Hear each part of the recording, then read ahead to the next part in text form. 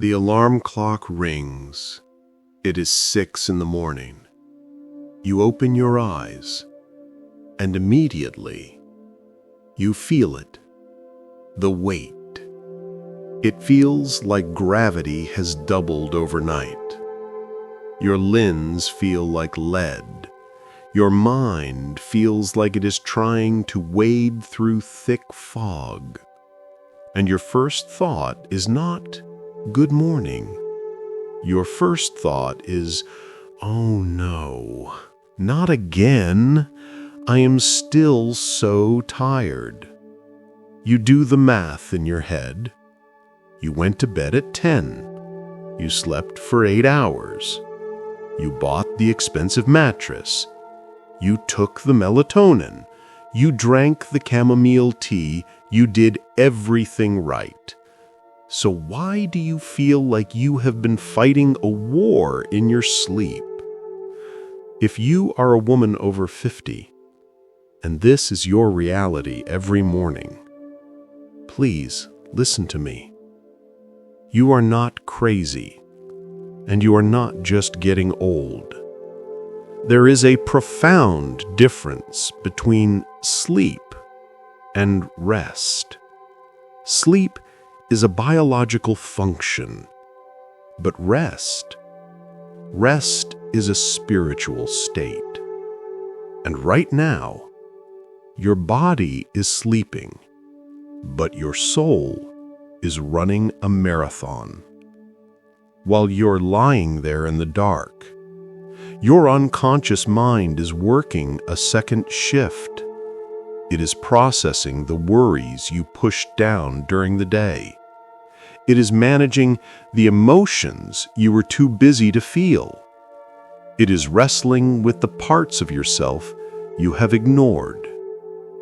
Carl Jung called this the night sea journey.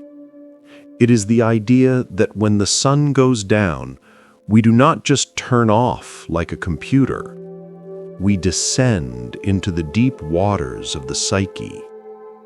And for many women in the sandwich generation, those waters are turbulent. You are waking up tired because you never actually stopped working. You just moved the office inside your dreams. In this video, we are going to solve this mystery. We are going to look beyond the simple advice of sleep hygiene. We are going to explore the hidden architecture of your exhaustion. We will discover why your cortisol spikes at 3 a.m.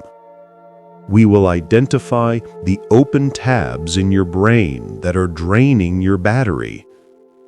And most importantly, we will learn how to finally close them.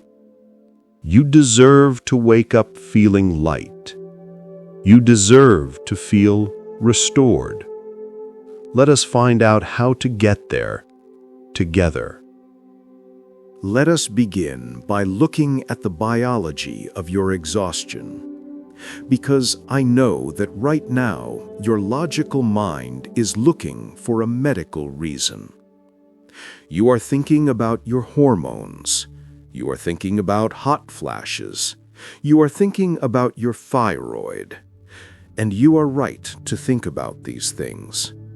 For women in their 40s and 50s, the body is going through a massive seismic shift. Perimenopause and menopause are not just changing your temperature, they are changing your brain chemistry. Specifically, we need to talk about cortisol. Cortisol is the your stress hormone. In a balanced body, cortisol is high in the morning to wake you up, and it is low at night to let you sleep. But for the woman who has spent 20 years taking care of everyone else, that rhythm is broken. Your cortisol switch is stuck in the on position, and this leads to a phenomenon that many of you know intimately: the 3 a.m. wake-up call. the wolf hour. You fall asleep from sheer exhaustion at 10. But then, like clockwork, your eyes snap open at 3 in the morning, and you are not just awake, you are alert. Your heart is pounding, your mind is racing. It feels like someone injected adrenaline straight into your veins. Why does this happen? Biologically, it is a spike in stress hormones. But psychologically, something much deeper is happening. 3 in the morning is the time when the veil between your conscious mind and your unconscious mind is the thinnest. It is the time when your defenses are down. During the day, you are busy, you are distracted. You can push down your worries with coffee and to-do lists. But at 3 a.m., there are no distractions. There is only you and the truth you have been running from. This brings us to the concept of the night shift. We tend to think of sleep as a passive state. We think we turn the machine off. But Jungian psychology teaches us that the psyche never sleeps. It just changes shifts. When your conscious personality, the mask you wear during the day, finally goes to sleep, your unconscious mind clocks in, and it has a lot of work to do. It has to process everything you suppressed during the day. To explain this, I want to tell you about a woman named Linda. Linda is 54. She is a high achiever. She runs her own business. She cares for her elderly mother who has dementia, and she is the emotional anchor for her adult children. If you met Linda during the day, you would think she has it all together. She is always smiling. She never complains. When you ask her how she is, she says, "I'm fine, just busy." She is the picture of the perfect, strong woman. But Linda came to me because she was exhausted. She told me that she slept 7 or 8 hours a night, but she woke up feeling like she had been hit by a truck. So I asked her about her dreams. At first she said she did not remember them. But as we dug deeper, a pattern emerged. Almost every night, Linda had variations of the same dream. In the dream, she is in a busy airport. She is trying to catch a flight, but she is carrying 5 or 6 heavy suitcases. They are so heavy she can barely move. She is dragging them through the terminal, sweating, panicking. People are rushing past her, bumping into her, and she knows she is going to miss the plane. She tries to ask for help, but no sound comes out of her mouth. She wakes up from this dream with her jaw clenched and her shoulders up to her ears. This dream is the night shift in action. During the day, Linda refuses to feel the weight of her burden. She refuses to admit that carrying everyone else is too much for her. Her persona says, "I can handle it. I am strong. I do not need help." But the psyche seeks balance.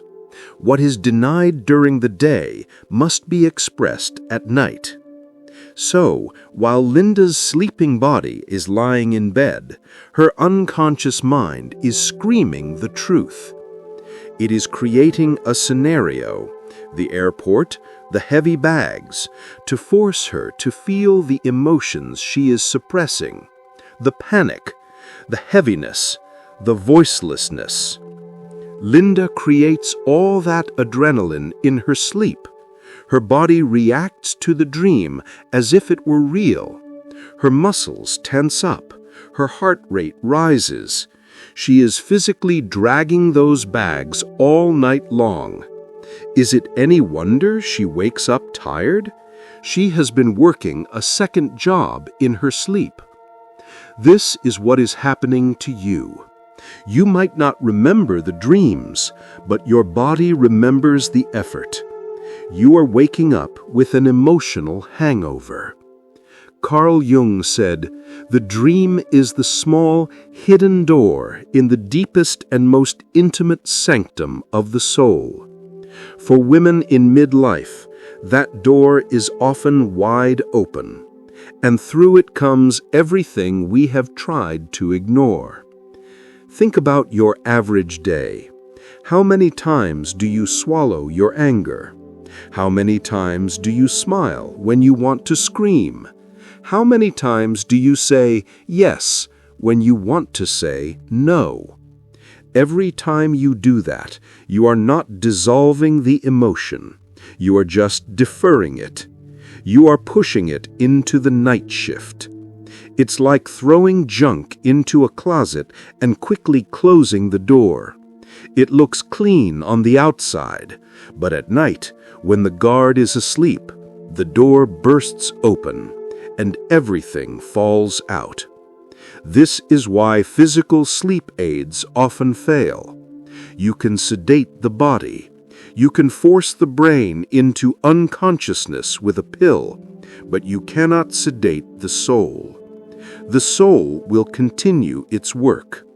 In fact, if you sedate yourself too heavily, you might suppress the dreaming process, which means the emotions stay stuck in your body, and you wake up feeling even more groggy and disconnected. The exhaustion you feel in the morning is not a lack of sleep. It is a depletion of spirit. It is the cost of maintaining a war between who you pretend to be during the day and who you really are at night. The persona, the mask you wear, requires energy to maintain. But the shadow, the part of you that holds the truth, also requires energy to suppress. You are burning the candle at both ends, not just with your time, but with your psyche. During the day, you burn energy acting strong. During the night, you burn energy processing the weakness you are not allowed to show. It is a closed loop of energy loss, and it is unsustainable. This is the invisible labor that no one talks about. We talk about the laundry and the grocery shopping, but we do not talk about the emotional processing that keeps us up at night, or the dreams that leave us breathless. If you are waking up tired, it is a sign. It is a message from the night shift manager. It is telling you that the workload during the day is too high. Not just the physical tasks, but the emotional suppression. Your unconscious mind is trying to balance the scales. If you are too selfless during the day, you might have dreams of being selfish or dreams of being attacked. If you are too controlled during the day, you might have chaotic dreams. This is the law of compensation. So, the solution to waking up rested does not start with what you do at night. It starts with what you do during the day. It starts with reducing the backlog of unprocessed emotion before your head hits the pillow. But how do we do that? How do we stop the night shift from being so overwhelming? We have to look at the difference between merely sleeping and actually restoring yourself. Because right now, you are getting sleep, but you are not getting restoration. And there's a world of difference between the two.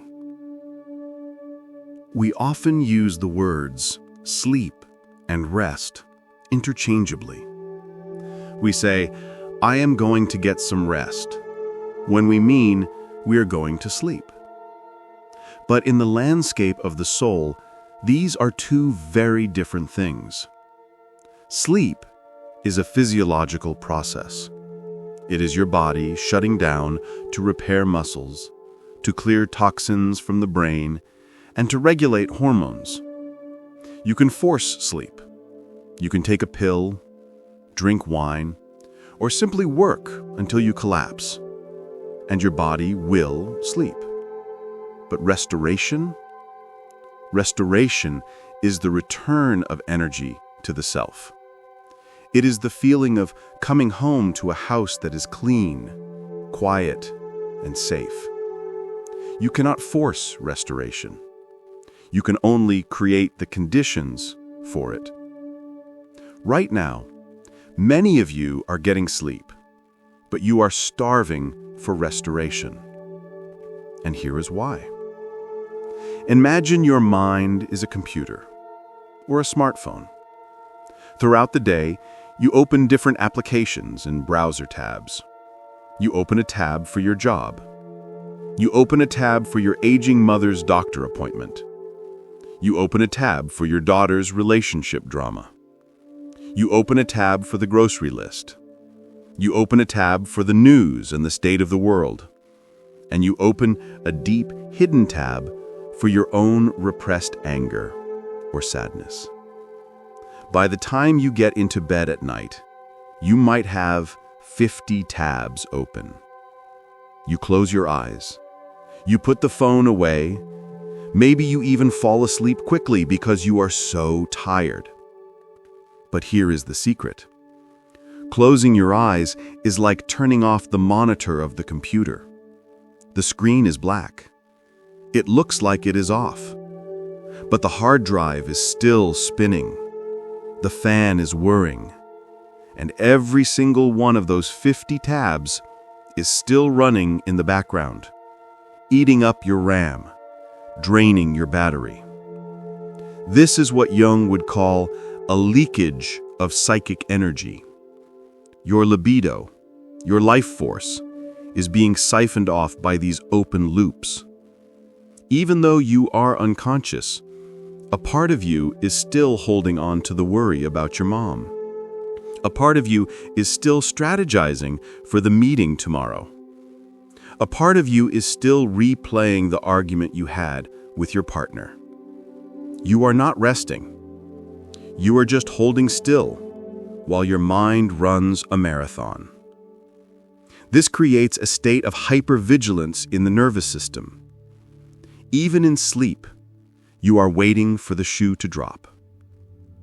I want to try an experiment with you right now to show you exactly what I mean. It will only take a few seconds. Wherever you are, I want you to close your eyes. Go ahead. Close them. Now, I want you to listen to the silence inside your head. Is it truly silent? Or do you hear a hum? Do you feel a vibration? Do you see images flashing behind your eyelids? Do you feel a tightness in your chest or your stomach? That hum, that static, that is the sound of your open tabs. That is the sound of the invisible workload you are carrying. Open your eyes. That noise does not stop when you fall asleep. It actually gets louder because the distractions of the day are gone. And this prevents you from entering the deepest stages of sleep, the delta waves, the restorative sleep where the soul is washed clean. Instead, you hover in the lighter stages of sleep. You toss and turn. You grind your teeth. Your body is rigid because you are still carrying the weight of the world even while you dream. This is why you wake up tired. You have spent 8 hours clenching your spiritual muscles. It is exhausting work being the CEO of the universe 24 hours a day. And let's be honest about why we keep these tabs open. Why do we not just close them? Why do we carry the invisible load into our sleep? It comes back to control, and it comes back to love. For women in the sandwich generation, we have been taught that worrying is a form of love. We believe that if we stop thinking about our children, even for a moment, something bad will happen to them. We believe that if we stop planning for our parents, they will fall apart. We keep the tabs open because we are afraid that if we close them, we will lose control. We are holding the universe together with our minds. Or at least, we think we are. This is the ultimate trap of the persona. The good mother, the good daughter, the responsible woman. She never goes off duty because she believes the world would collapse without her vigilance. But this vigilance is killing your joy, and it is destroying your health. Your battery is not recharging because you never disconnect from the grid. Carl Jung spoke about the need to surrender the ego, to let go of the illusion that we are in control of everything. Sleep is meant to be the ultimate act of surrender. It is a daily practice of dying to the world so that you can be reborn in the morning. But you cannot surrender if you are still gripping the steering wheel. You cannot be reborn if you never truly let go of the previous day. So the question becomes, how do we close the tabs? How do we convince the nervous system that it is safe to power down? How do we move from merely sedating the body to restoring the soul? It is not about drinking more water or buying blackout curtains, although those things help. The real work is psychological and spiritual. We need a ritual. We need a way to consciously, deliberately, and physically close the tabs before we get into bed. We need to tell the brain, I am done for today. I am handing this over. Most of us just crash into bed. We watch TV until our eyes close, or we scroll on our phones until we pass out. There is no transition. There is no boundary between the day and the night. We drag the day's garbage right into our sanctuary. We need to build a bridge that takes us from the high alert state of the day to the deep surrender of the night. Jung believed heavily in the power of ritual. Ritual speaks to the unconscious mind in a way that logic cannot. If you tell yourself, relax, your unconscious mind ignores you. But if you perform a ritual of release, your unconscious mind understands.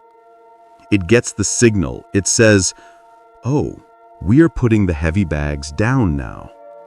We are clocking out. In the next part of this video, I am going to teach you a specific 3-step ritual to close the mental tabs, to clear the cache of your brain, and to prepare your soul for deep, restorative rest. This is not just a bedtime routine.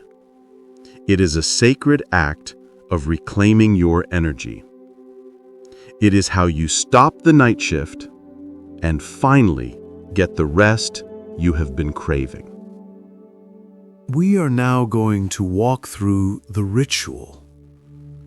I want you to think of this not as another chore on your to-do list, but as a sacred appointment with your own soul. It is the bridge you build every night to cross from the chaos of the day into the sanctuary of restoration. There are 3 steps to this ritual: the dump, the doffing, and the handover. Let us begin with step 1, the dump, or what Jung might call the externalization of the complex. Most women in their 50s try to keep everything in their heads. You have a mental list of tasks, worries, dates, and emotional baggage. Your brain is trying to hold on to these things because it is afraid that if you let go, you will forget. And if you forget, disaster will strike. So you need a container, a physical container outside of your mind. You need a notebook next to your bed, not a phone, a real notebook with paper and a pen. The act of writing is crucial. It moves the energy from your head down through your arm and onto the page.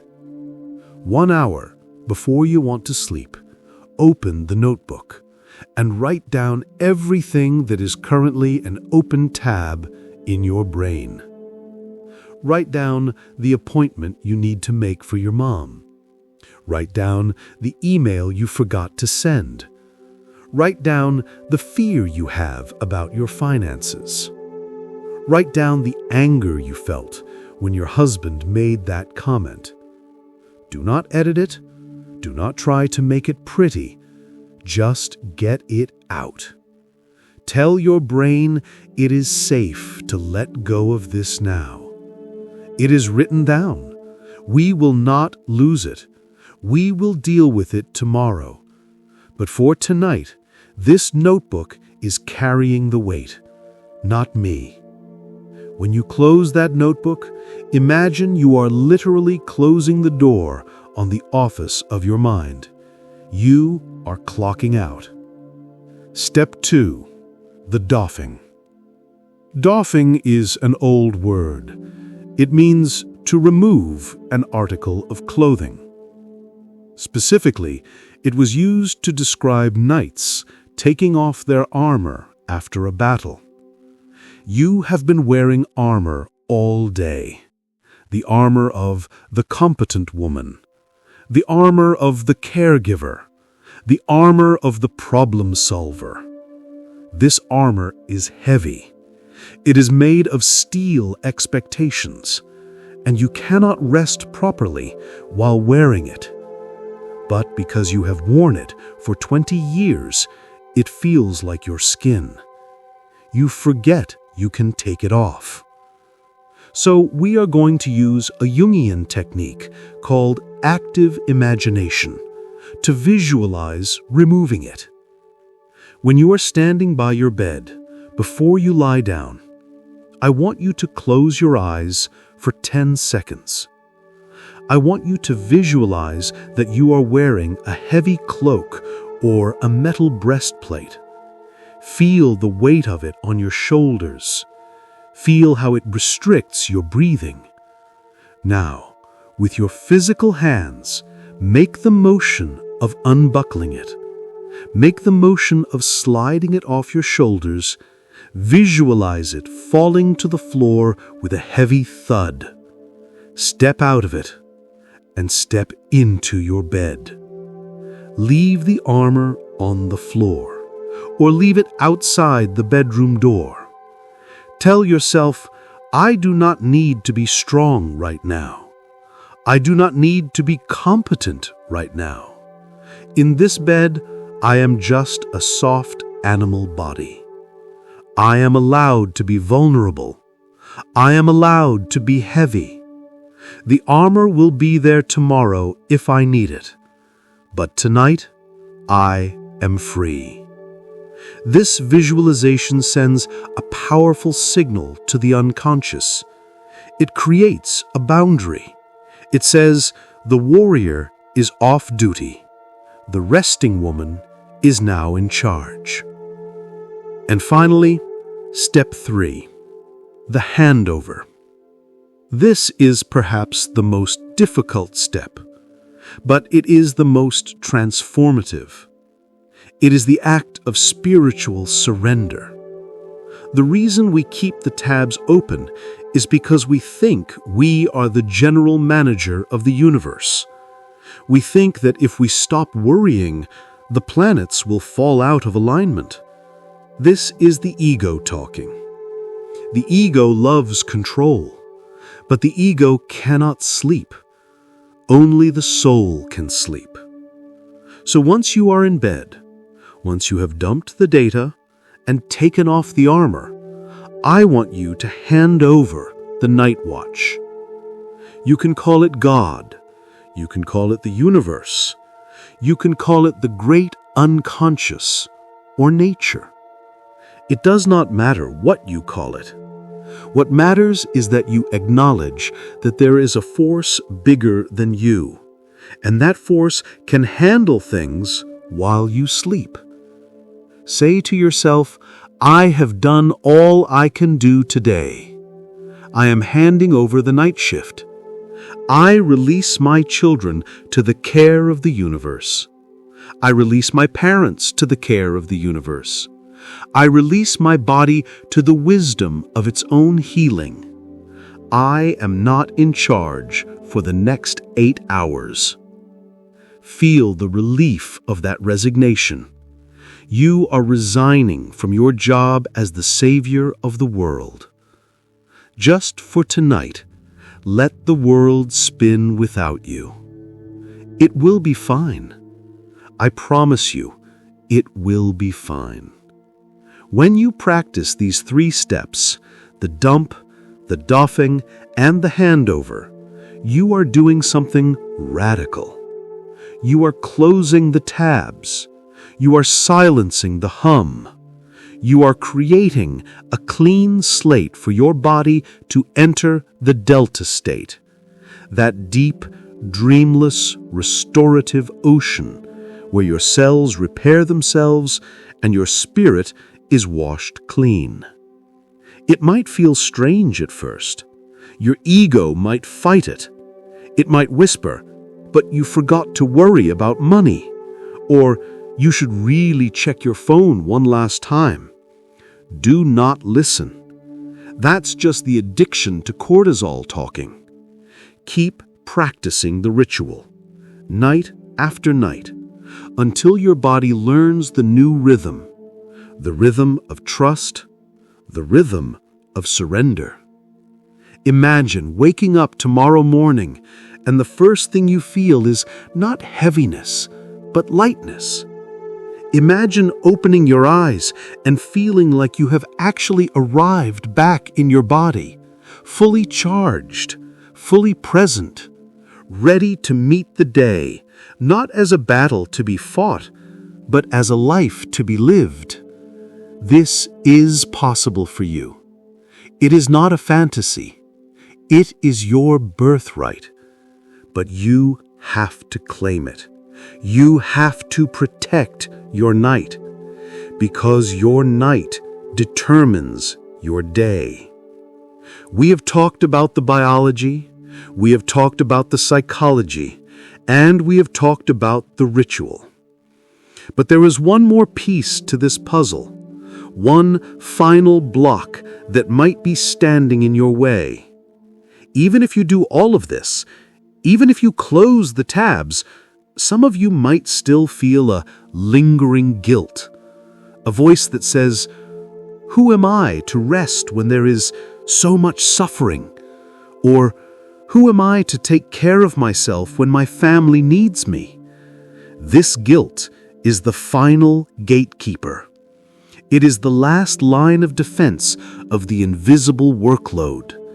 And unless we address it, it will keep opening the tabs back up the moment you turn your back. In the conclusion of this video, I want to give you a final thought on this guilt and a permission slip that you can carry with you into your dreams. We have reached the end of our journey tonight. We have looked at the biology of your tired mornings. We have exposed the night shift of the unconscious, and we have learned the ritual of closing the tabs. But before I let you go, before you turn off this screen and face the dark, I need to address the final barrier, the invisible wall that stands between you and your rest. It is not your phone. It is not your bladder waking you up at 3 a.m. It is your guilt. Deep down, many women in the sandwich generation believe a lie. You believe that your exhaustion is proof of your love. You think that if you are not tired, you are not doing enough. You think that resting while others are struggling is an act of selfishness. This guilt is the final gatekeeper. It stands at the door of your dreams, and it whispers, "Who were you to rest? There is still so much to do." Tonight, I want to give you a different truth. Your exhaustion does not serve anyone. A depleted woman cannot care for an aging parent with patience. A drained woman cannot listen to her partner with an open heart. A tired woman cannot guide her children with wisdom. When you are running on empty, you are not giving your family your love, you are giving them your leftovers. Rest is not a luxury. It is an act of stewardship. You are the steward of your own soul, and you have a responsibility to keep that soul alive. So, I am going to offer you a permission slip. I want you to imagine I am handing it to you right now. It says, you are allowed to clock out. You are allowed to be unavailable. You are allowed to disappear into the world of dreams and let the universe carry the weight for a while. To seal this permission, I want you to make a small commitment, a micro action that signals to your brain that you are serious. Go down to the comment section right now and type these words, "I am closing the tabs." Just that. I am closing the tabs. When you type that, imagine you are physically shutting down the servers in your mind. You are turning off the lights in the office. You are going home. Read the other comments too. See the thousands of other women who are also closing their tabs tonight. You are not alone in this. We are a community of women learning to lay our burdens down. This video has given you the tools to stop the night shift, to quiet the noise inside your head so you can finally sleep. But there is still a question we have not answered.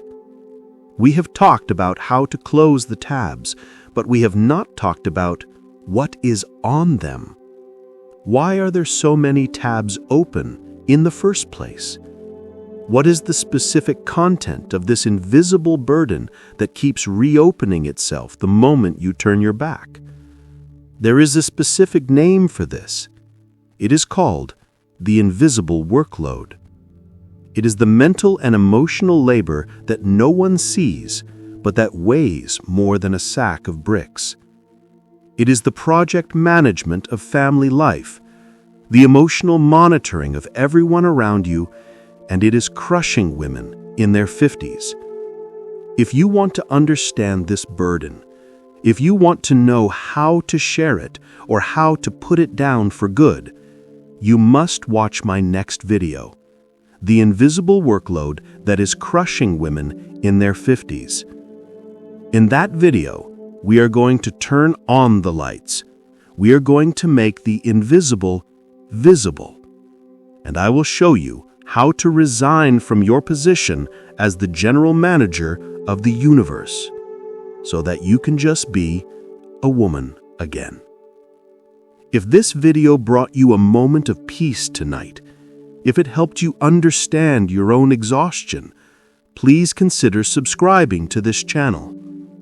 Think of this space as a quiet room, a place you can come to when the world gets too loud.